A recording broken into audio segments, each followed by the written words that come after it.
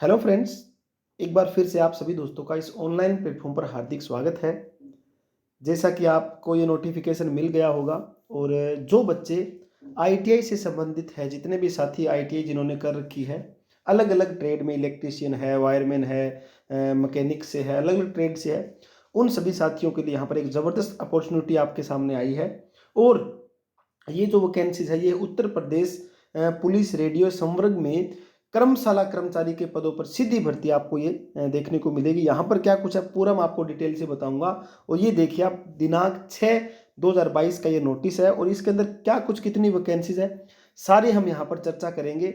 ठीक है, और यहाँ पर आप देख सकते हो इनका जो वेतनमान रहेगा। ठीक है, ये आप देखिए वेतनमान जो है उत्तर प्रदेश रेडियो संवर्ग में कर्मशाला कर्मचारी वेतन मैट्रिक्स लेवल 2 जो है, ये इनका क्या है वेतनमान, यानी कि 21,700 से लेकर और 6900 तक ये आपका वेतनमान रहेगा। और यहाँ पर क्या है 116 एवं 4 अर्थात कुल 120, ठीक है ना, अधियाचित जो रिक्त पदों के क्या है सापेक्ष श्रेणीवार विवरण निम्नतम वहां पर यह दे रखा है। ठीक है, पूरा आपको यहाँ पर जानकारी मिलेगी। देखिए क्या कुछ दिया हुआ है, सारा कुछ आप देखिए ध्यान से। कर्मशाला कर्मचारी जो है अनारक्षित यानी कि जनरल कैटेगरी के लिए 51 पद है, ईडब्ल्यूएस के लिए 11 है। ठीक है, और जो नॉन क्रीमी लेयर के जो भी कैंडिडेट है उनके लिए 32 है, और अनुसूचित जाति के लिए क्या है 24 पद है, और अनुसूचित जनजाति के लिए 2 पद है। और टोटल यहाँ पर क्या है 120 आपको पद यहाँ पर दिखाई दे रहे हैं। ठीक है, तो ये आपको यहाँ पर 120 पद दिखाई दे रहे हैं। और अलग से जो स्वतंत्रता संग्राम सेनानी के आश्रित है उनके भी यहाँ पर अलग अलग पद दिखाई दे रहे हैं आपको। यहाँ पर देखिए 2, 5 और महिला के लिए 23 है। ठीक है ना, अब इसके अंदर और भी जो इंपॉर्टेंट बातें हैं वो सारी हम डिस्कस करेंगे। सबसे पहले आपको डेट पता होनी चाहिए, कौन सी डेट को आप ऑनलाइन आवेदन कर सकते हो, क्या कुछ इसके अंदर इंपॉर्टेंट रहेगा वो आप ध्यान से सुनिए। पंजीकरण जो आरंभ होगा, ठीक है ना, वो 20/1/2022, ठीक है, यानी कि 20 तारीख से पंजीकरण है वो आरंभ हो जाएगा। अंतिम जो डेट रहेगी पंजीकरण की वो रहेगी 28/2 को। ठीक है, 28/2 को जो है वो अंतिम डेट रहेगी पंजीकरण की। ठीक है, यहाँ पर क्या है आवेदन शुल्क जमा, ये तो फीस का हो गया, और सबमिट करने की, ठीक है, ये आपको यहाँ पर दिखाई दे रहा है सब कुछ।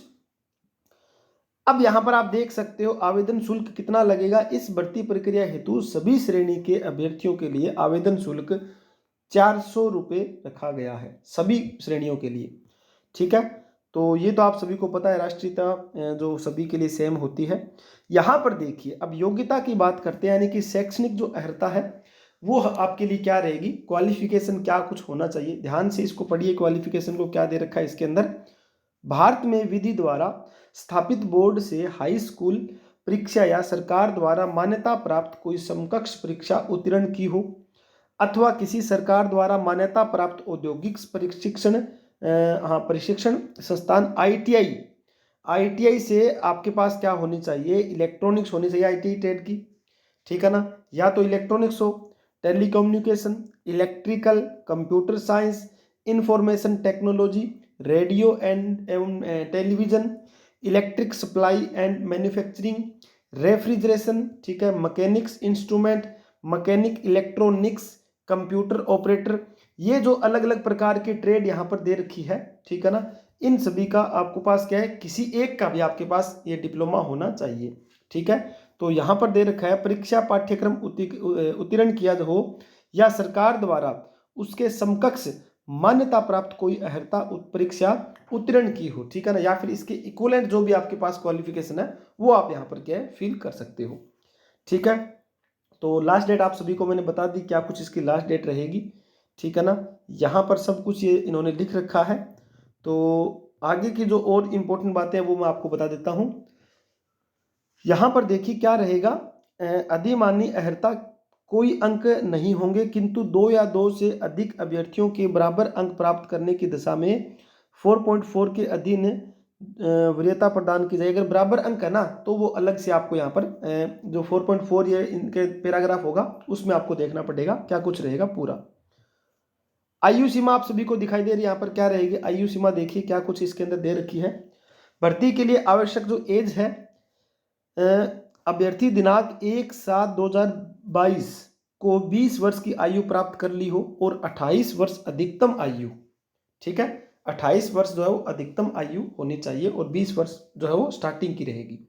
ठीक है, और जो रिजर्वेशन के है वो अलग यहाँ पर सभी को पता ही होगा इनका। तो चलिए और यहाँ पर देखते हैं क्या कुछ इसका रहेगा। ऑनलाइन लिखित परीक्षा, ये देखिए ये इंपॉर्टेंट है। यहाँ पर जो आपका चयन होगा वो ऑनलाइन लिखित परीक्षा होगी। ठीक है, ऑनलाइन लिखित परीक्षा में क्या कुछ होगा देखिए यहाँ पर, ऐसे अभ्यर्थी जिनके आवेदन सही पाए जाएंगे 400 अंकों की ऑनलाइन लिखित परीक्षा सम्मिलित होने की अपेक्षा की जाएगी। इस ऑनलाइन लिखित परीक्षा में निम्नलिखित 4 विषयों का वस्तुनिष्ठ प्रकार का 1 प्रश्न प्राप्त होगा। इसके अंदर क्या दे रखा है, एक तो आपको सामान्य हिंदी जो 100 क्वेश्चन होंगे, ठीक है ना, 100 अंक की हिंदी होगी। विज्ञान सामान्य ज्ञान जो है वो 100 अंक की होगी। संख्यात्मक एवं मानसिक योग्यता परीक्षा जो मैथ और रीजनिंग है वो यहाँ पर क्या है 100 अंक होंगे। और जो आपकी क्या है मानसिक अभिरुचि परीक्षा और जो बुद्धिलब्धि जो परीक्षा है, तार्किक परीक्षा है, वो यहाँ पर क्या है 100 अंक की होगी। तो ये यहाँ पर क्या है टोटल इनका यहाँ पर दे रखा है कितने कितने अंक के क्या कुछ कौन से सब्जेक्ट रहने वाले हैं। ठीक है, और जो लिखित ऑनलाइन लिखित परीक्षा 2.5 घंटे की ऑनलाइन लिखित परीक्षा होने वाली है इसके अंदर। ठीक है, तो और भी यदि कोई जानकारी है वो मैं आपको एक बार जो इम्पोर्टेंट है वो सारे मैं आपको बता देता हूँ जो कि आप सभी के लिए इम्पोर्टेंट रहेंगे। चलिए यहाँ पर आगे नॉर्मलाइजेशन है वो तो दे रखा है, ठीक है, वो तो होगा सभी के अंदर। और जो पुरुष अभ्यर्थी के लिए शारीरिक मानक परीक्षा के मानक है वो भी यहाँ पर जरूरी है। ठीक है ना, फिजिकल स्टैंडर्ड जो आपके पास होना चाहिए वो भी इसके अंदर जरूरी है, ऊंचाई वगैरह, ठीक है, हाइट जिनकी है, सीना, ठीक है, चेस्ट वगैरह जो भी है। और यहाँ पर जितना जो इम्पोर्टेंट बातें थी वो मैंने आप सभी को लगभग बता दी है। ठीक है, चलिए फिर यही बातें थी जो कि इम्पोर्टेंट है। आपको ये जो नोटिफिकेशन कंप्लीट है वो अपना टेलीग्राम जो ग्रुप है आप सभी को पता होगा, HSSC ALM 9, ये टेलीग्राम ग्रुप है। इस टेलीग्राम ग्रुप पर क्या है आपको कंप्लीट ये नोटिफिकेशन मिल जाएगा। तो अभी के लिए इतना ही, धन्यवाद।